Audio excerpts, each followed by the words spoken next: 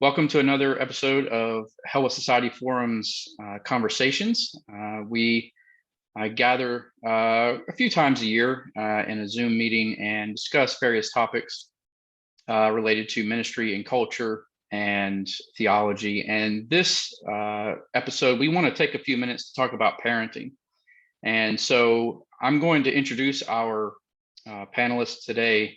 And then I'm going to also ask for them to go around and just kind of give you some kind of basic information about their experience parenting and the size of their family and their age ranges and whatnot. And so I'm going to begin with Dr. Matthew McAfee. We're so thankful to have him with us today. He is the provost at Welch College, and he's agreed to be with us. And then we're going to have Christopher Talbot with us. He's a regular contributor for the Hella Society Forum. And Rebekah Zunia, she's also a regular contributor for the Hella Society Forum. And of course, I'm Phillip Morgan. I'm also a regular contributor for the Hella Society Forum. So I'll begin. I have 4 kids from age ranges from 9 down to 12 months. I have 1 boy and 3 girls. Dr. McAfee, would you like to introduce yourself a little bit? Sure. Yeah, we have 5 children, my wife and I, Anna. And we have 3 girls and 2 boys, and their ages range from 17 down to 9 months, I guess. So quite a wide range of ages. Good deal. Chris? Yeah, we have 3 boys. We have a 6-year-old, a 4-year-old who will turn 5 next month, and a 2-year-old. And I've got 2 little boys at home, a 3-year-old and a 1-year-old. Very good. Well, one of the things that I thought we might just kind of start out by answering, I think maybe this is the easiest maybe for Rebekah to answer because she's kind of closer to it. But I'd like to get everybody's perspective. But I'd like to begin with Rebekah with we all kind of have this imagination about what parenting is going to be like before we have kids, either when you're a teenager and you're kind of watching other people do that, or after you get married and now you and your spouse are thinking through these things and you're talking about it. I'm just curious, what are kind of what's the biggest thing that took you by surprise, or what has been different from what you anticipated to what real practical experience has been like? I think I would not have said it this way, but looking back, you kind of think, oh, it's a good time. Let's add on some kids, like it's an addition or an accessory or something. But it's especially, for Zuri as well, but especially for me, I quit my job and I started staying home. It's like an entire life shift. You're leaving something to do something else. And so it just adjusted and affected things that I didn't anticipate, everything. And that I've heard that for some people, when they get married, that's when they really see the issues in like themselves, all the problems they didn't know they had. But for me, it was definitely when we had our first kid, I was like, wow, I am not laid back at all like I thought I was. I am not very patient at all. So just find out a lot about myself mostly. Dr. McAfee, do you have any? Yeah, I mean, thinking back, that first one several years ago now, I remember, just being kind of worried or maybe overwhelmed, hoping that, we were dealing with, discipline and some of those issues adequately, appropriately, not being too overbearing, but then not being too lenient. And then I guess just as you're learning how to parent in with that first child, it can you kind of wonder what's coming next. And I guess there's a bit of uncertainty about what's coming next. And then that versus this last one that we have, I think early in having children, I've loved all of our children, I would hopefully say equally, and have enjoyed the experience all the way through.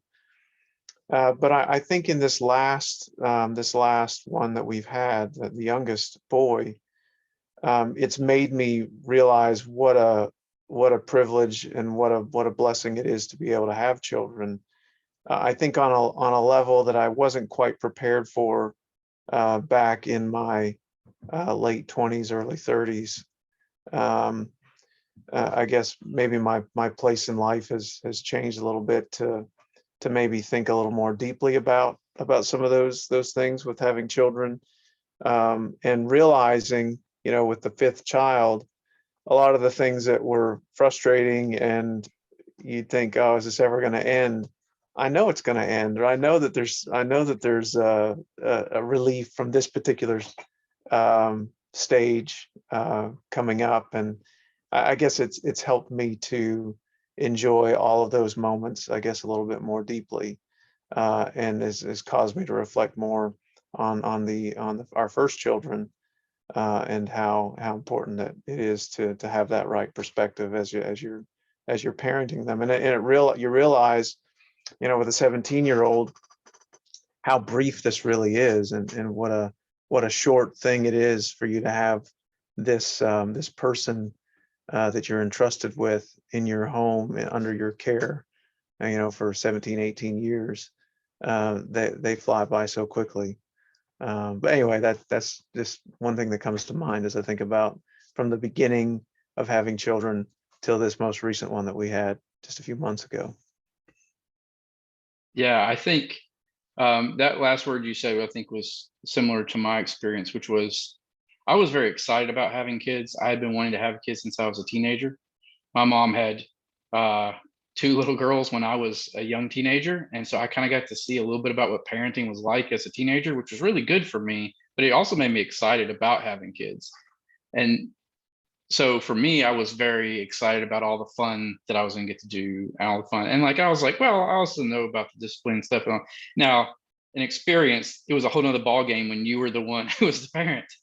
But I think for me, it was kind of a transition of, I didn't really feel like when I and Megan got married, like that was, I didn't feel like hugely responsible. Like I was responsible for our family, but she was another adult. But I remember that after our first child was born, our son, there were several things that went on in our society that were particularly troubling to me. But all of a sudden, that troubling nature became magnified. It was like you had filled it with dynamite or nitroglycerin. Like it became really serious because all of a sudden I thought, well, how in the world am I ever going to deal with this with my child? And what if I end up being, this could end up being dangerous even for me or for our family. And what do I do now? And so that was really maybe the most kind of like big change. But now that I have a 9-year-old, I've already started thinking, wow, we've got him halfway. We've somehow made it halfway. And I didn't feel like, I know everybody says it, but it felt like it was no time at all. And I've started to feel like, I need to make the most of these years that I have with him, and to be a good parent. And so that, I think, has been kind of some similar things to what you were saying. Chris, you were getting ready to say something. Yeah, no, I mean, in some ways, I'm probably just repeating what's already been said, but I think for many of us, or all of us, thinking about life before children, BC, that we, it's just such like a stark contrast. Like, I don't know that there's any other situation in life where I felt like just such a dynamic shift. If I met myself before having children, I might recognize myself, but it just feels like two different worlds. You kind of think about life beforehand now. It's so incredibly hard to parent, and at the same time, like, so richly rewarding, all at the same time.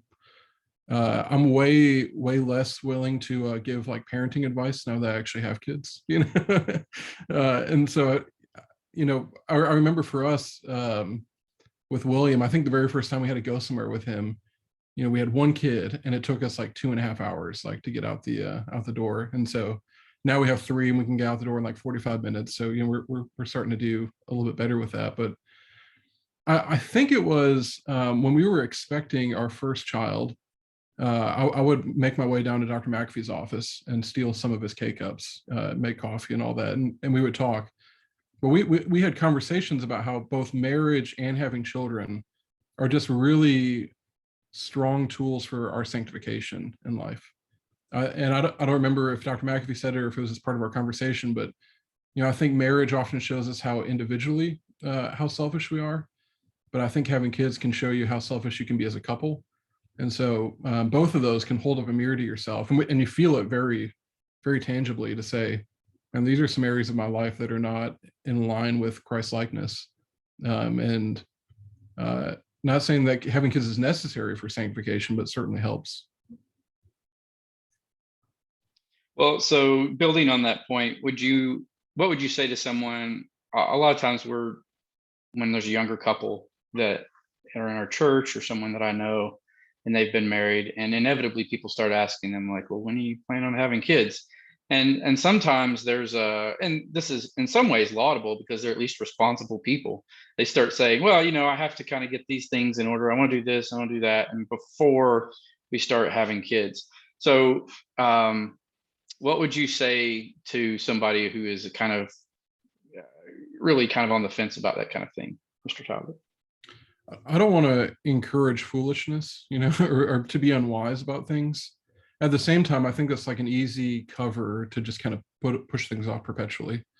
Just speaking from our own experience, we waited, I think, 2 years after getting married to have kids. And we generally we looked at our budget and kind of thought through things. And I think we just kind of felt like we were ready and thought, for the most part, financially, we could do it.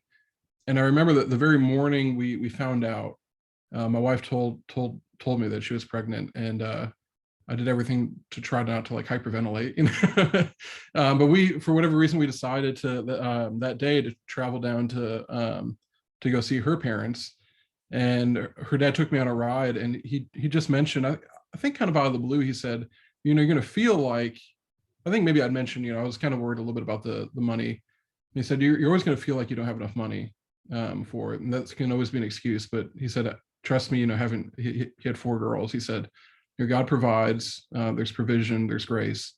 And that was just a really comforting thing to hear as we were kind of plunging head into all these things.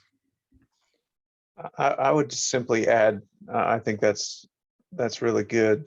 A good, portrayal of the tendency to kind of put it off. I would say that you'll never be ready to have children.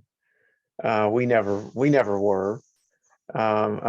We had these aspirations of things that we were going to do before we had children, and I think we had our first one 2 years in to our marriage. But of course, we had these grand plans about what we were going to do, and I think feasibly, or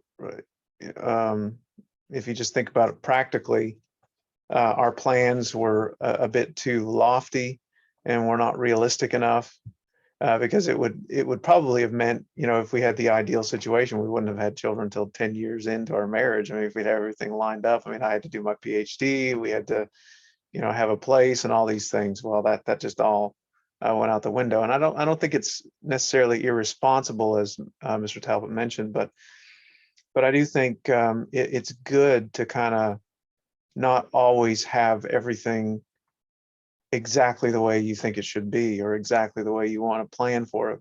I think we should plan and we should be wise in what we're doing. But sometimes I think we move over into the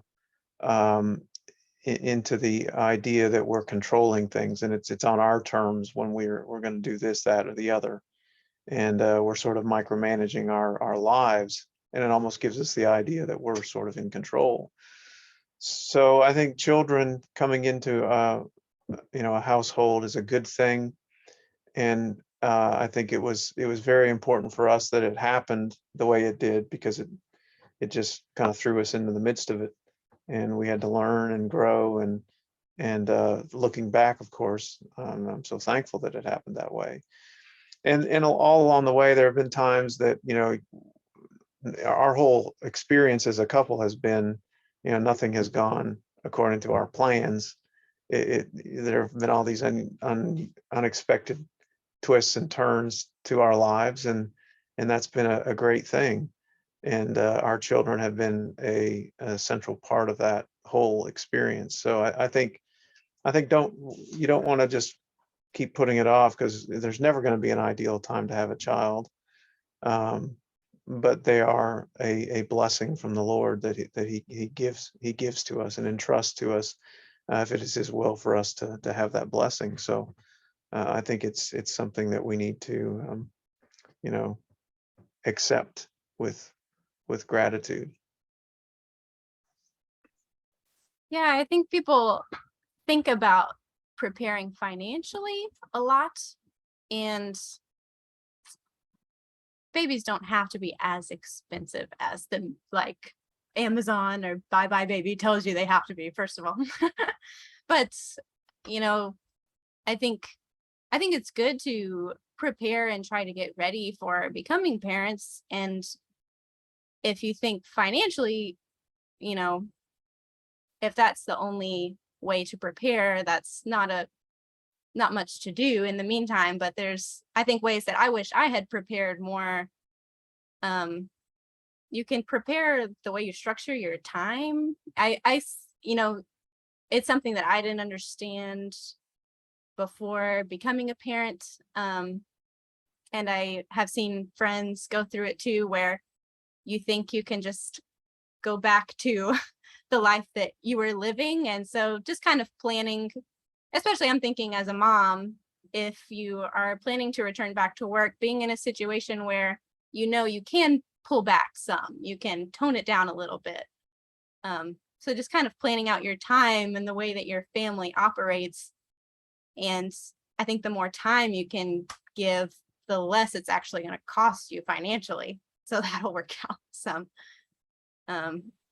And another way that I think of that I wish I had prepared more, and that people could think about if they're thinking about preparing, you know, being prepared for kids, is, you know, your relationship with your spouse and just your like emotional support system, people that, being around other people that value family life and value, you know, what you're going to do, mothering or parenting, seeing it as, you know, a worthy sacrifice and not wasting your life, or, you know, that are going to have positive things to say and advice for you. And so I think people can focus on, we have to get our budget in order and financially, or buy a house or something. But I think I would have done well to focus on a wider range of things that you can be preparing. And maybe to say, not, oh, we're going to get all the kinks worked out of our marriage before we have a baby, but like, oh, in this next year before we have a baby, let's focus in on what we want to kind of work through in that time. Might help from, you know, indefinitely pushing it off. Yeah, I think that time element is a good word, because having kids changes your whole time scheduling kind of world. It's just not the same at all. I think a lot of, when I was a teenager, David and Angie Outlaw were the minister and minister's wife at the church we grew up in, and they had 5 kids, and they just, you know, their life, they worked with having that many small children, and their schedule was not kind of determined by everybody else's planning, but it was kind of their family played that central role. And I think that was very helpful to see somebody who just says, okay, my family's gonna really help me kind of dominate my schedule, which I've really struggled as. I think for me, over the last few years, working through a PhD program and working full time, and so kind of just feeling kind of pulled in all these different directions a lot of times. And so, but I think that that's a good way to think about it, is that your time is just going to be different than people who don't have kids, or people who have, you know, don't have as many kids. So I think that's, for my part, was Megan and I early on, we were kind of like, well, we want to wait. And I think it was maybe 3 years into our marriage before we had our first child. But as we've gone further along, we've also become more and more convinced that, as Dr. McAfee mentioned at the beginning, children are just a blessing from the Lord. They're a gift. Scripture says that multiple times, and they can sometimes be a challenging gift. Sometimes it can be a gift that you have to kind of really learn to appreciate fully, but they're a wonderful gift. And so for us at this stage in our life, we're also thinking more along the lines of when someone asks us, we have 4 kids, and a lot of people are like, oh, you're done now, right? You're not going to have any more kids. And we always go, well, it depends on how many the Lord gives us, And so we really want to, I think, kind of take the onus off of thinking that we can manipulate and control everything, or that would even be for the best, that maybe God should have dominion over that part as well. And so we've just been very excited to have our 4th. And we look for whatever blessings come forward. Well, we've talked about a lot of the blessings about having kids and about some of the challenges a little bit. I do want to turn a little bit more to maybe kind of some practical suggestions for what it's like raising kids in our world today. I mentioned that after we had our first child, our son, the things that were going on in our culture started to hit me differently. They started to hit me with a lot more impact, and I started to be a lot more concerned. Not that I was kind of very politically aware and intellectually aware about the world around me before that, but now it felt much more dangerous. And so I just wonder if we could maybe give some practical suggestions and ways in which you and your spouse, your family go about,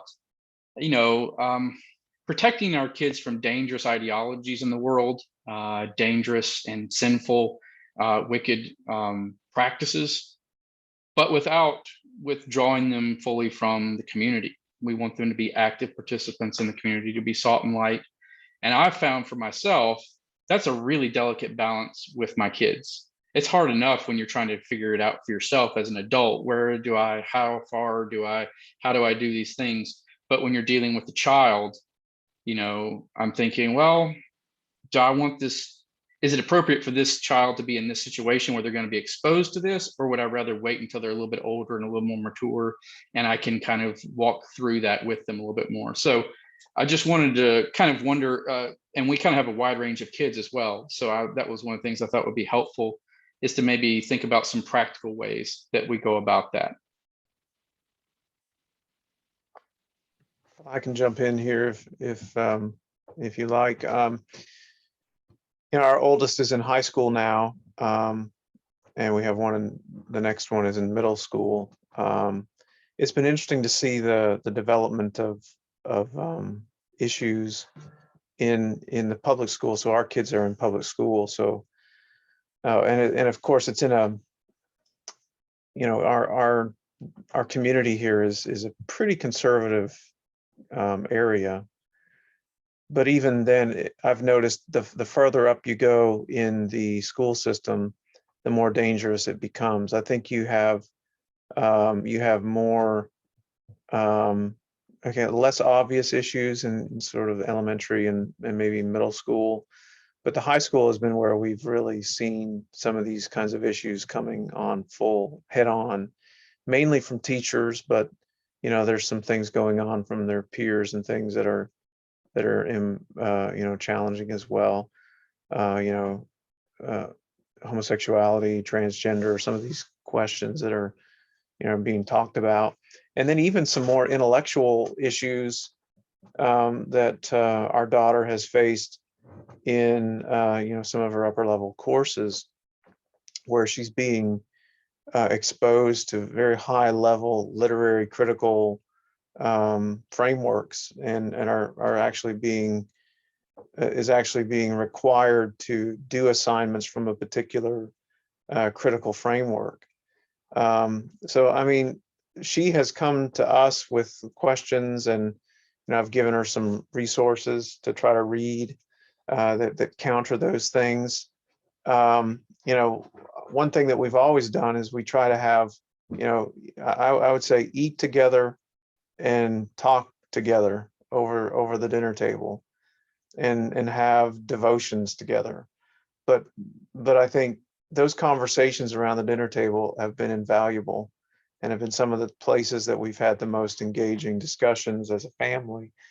And it's great because the older ones are dealing with them on a different level, and the younger ones are coming along and not fully understanding everything, but they're getting exposed to some of these questions and some of these discussions.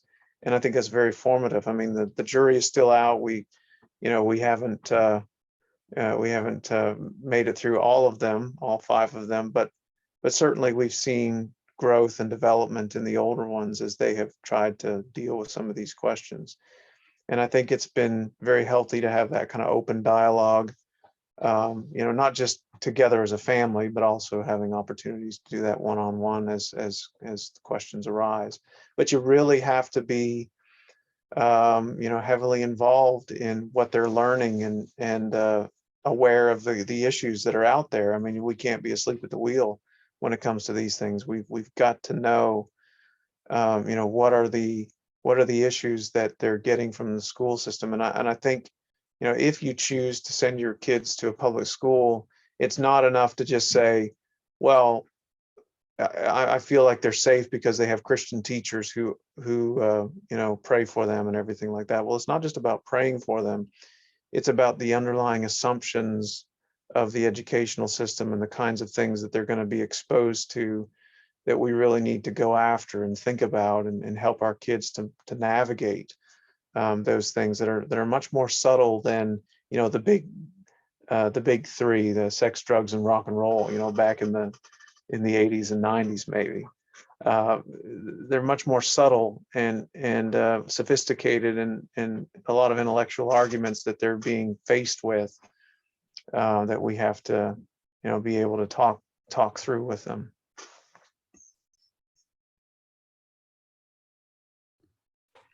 I was talking to some friends recently that are also dads.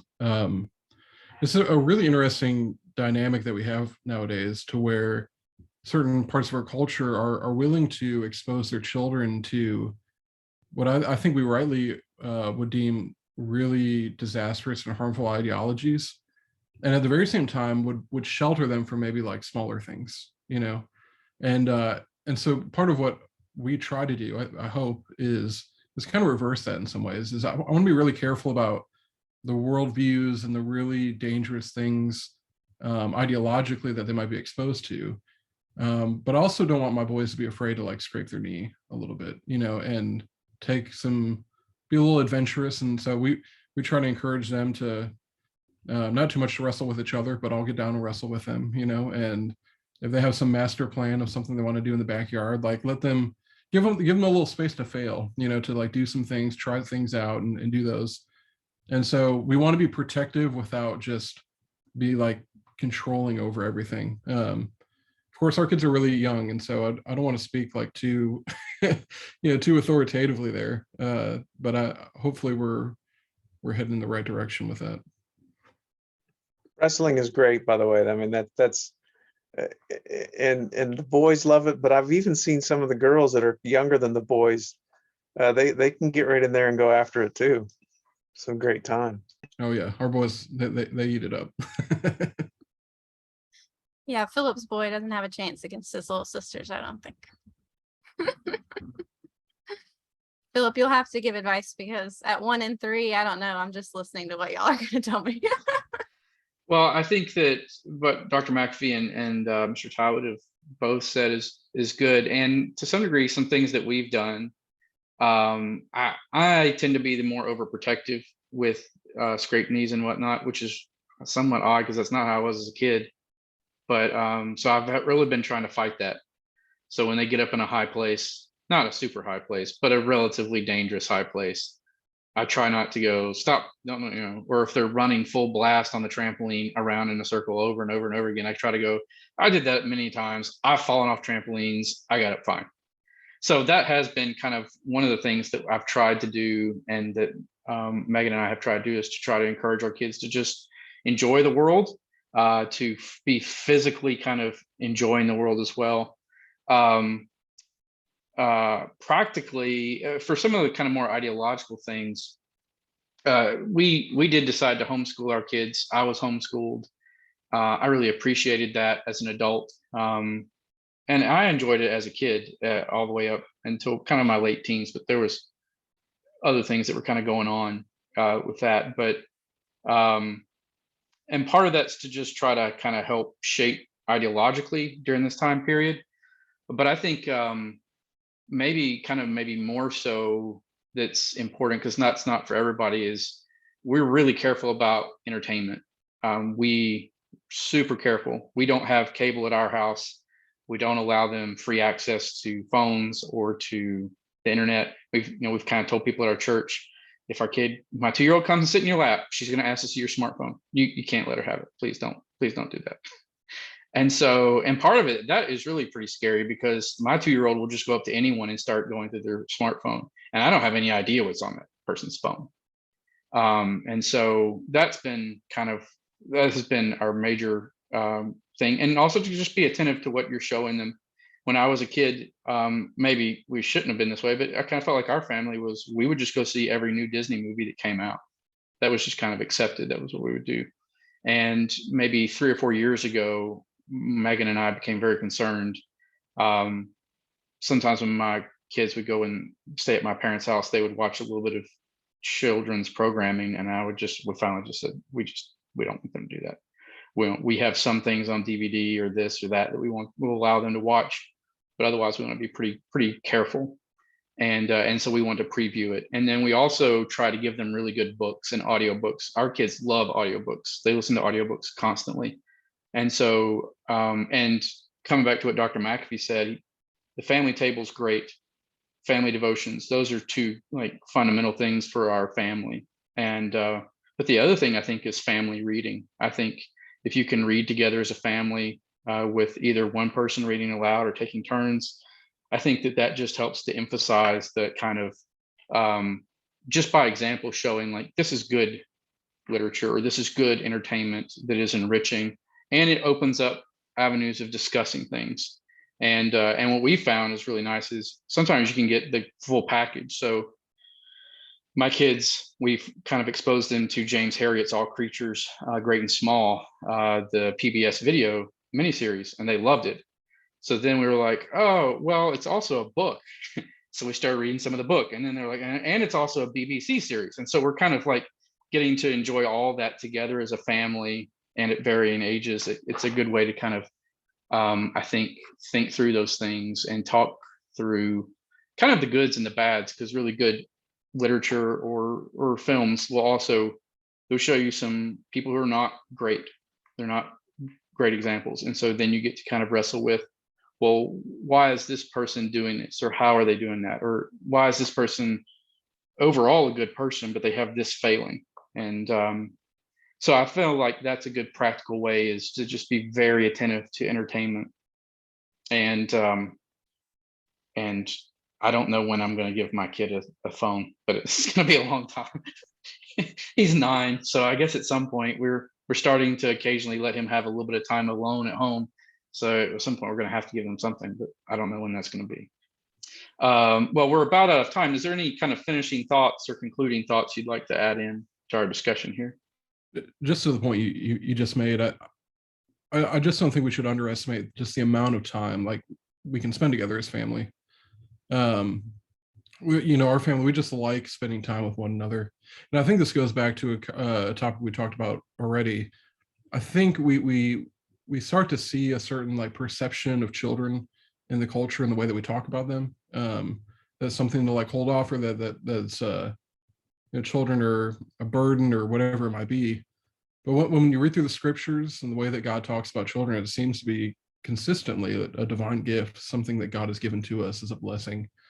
And again, I mean, parenting is hard, but man, our children give us a lot of joy. We enjoy spending time with our children, and we enjoy getting to be around them and interacting with them and seeing them grow. And I would just add too, I think one of the helpful things for us as well so far is really also just allowing our boys to be surrounded or interacting with other good believers, good examples of the faith. And so like our small group meets in our house. And so every Sunday night, 8 to 10 people come in, and our boys eat it up. I mean, they love it. Like they like getting to see each of those people. They know them by name. They get to talk with them, and I think that's a good extension of, you know, what we're talking about, is this kind of reinforcing many of the virtues and ideas that that we hold so dear.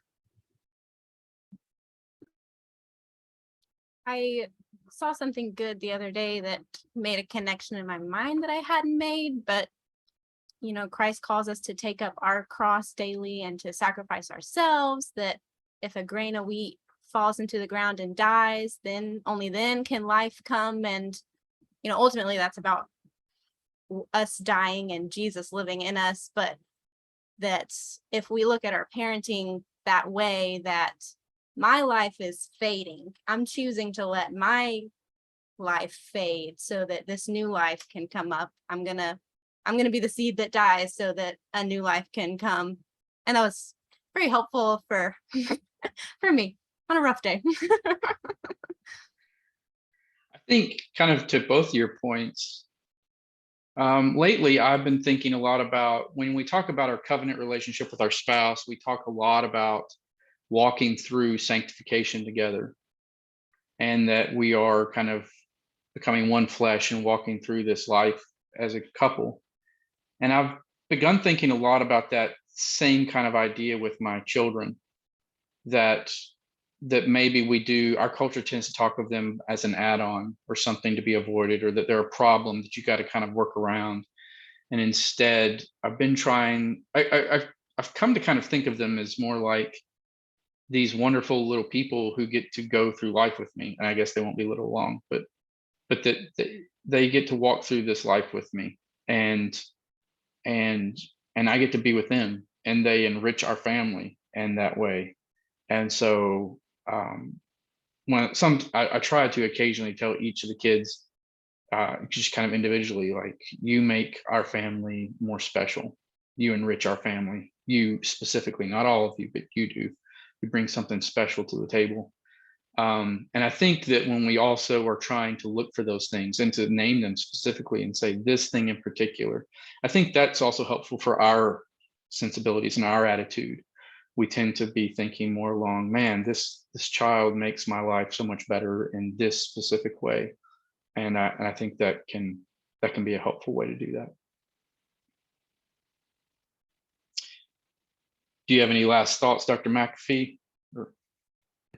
I was just going to say one thing that's kind of, it overlaps a little bit with what's already been said, but you know, these kids that we have been given, they, in many ways, they are our future, not just the future of the church or the future of society, but they are my future. And you know, I think about you know, someday they're going to be the ones that are helping me and assisting me. You know, as you see aging parents, or see as I've seen my parents deal with you know, aging parents. And that, I mean, on the other end of the spectrum, you have all of those challenges that all of us are going to face one day. And I guess we are investing in people, investing in these lives. You know, it's for the kingdom. It's for the church. It's for the community, that we're investing in them, and so that they can in turn invest in those around them. But there's also a great reminder that we will need them, and they will have a major role in our own lives in a very similar way that we have tried to invest in them. So it's kind of a, you know, there's those two sides of the whole spectrum, both you know, our rearing them, and then eventually them helping us. So I think that's a good perspective to keep in mind as in the way that we bring them up. Yeah, I think so. That's very good. Well, thank you so much for taking time out, each one of you, to talk about this. I know we're all kind of going through this journey together. I was really excited to do this because for my own self, I've really been kind of wrestling with some of these questions recently. And we have kids that are kind of moving from various stages into new stages. Our oldest is getting ready to move into the kind of the middle school, junior high era. And and our youngest are toddlers and infants, and I'm kind of trying to juggle all that. And so I was looking forward to this, and we hope it will be beneficial to others as well. You guys have a great day, and thank you so much for taking the time to be with us today.